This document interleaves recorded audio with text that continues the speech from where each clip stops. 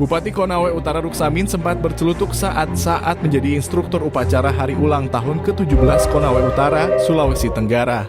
Saya bangga sekali seakan-akan saya seperti Gubernur Sulawesi Tenggara. Tuturnya saat upacara yang berlangsung di pelataran kantor Bupati Konawe Utara di wilayah Wanggudu, Kecamatan Asra, Konut, Sultra, Selasa 21/2023.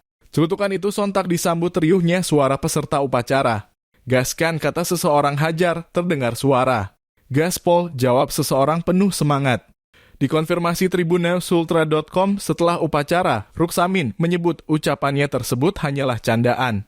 Dijelaskan melihat tamu undangan yang hadir sangat luar biasa sehingga dia merasa sangat terhormat. Ia kan tadi memang rasanya seperti gubernur karena yang hadir juga adalah tamu-tamu kehormatan kita, jelasnya.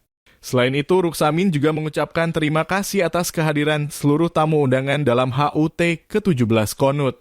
Upacara HUT ke-17 Konawe Utara itu sendiri dihadiri oleh tenaga ahli kepresidenan Ali Mohtar Ngabalin, Sekretaris Daerah Sultra, Asrun Lio mewakili Gubernur Sultra Andap Budi Revianto, Ketua DPRD Sultra, Abdurrahman Saleh, hingga sejumlah forum koordinasi pimpinan daerah atau Forkopimda Sulawesi Tenggara juga turut hadir.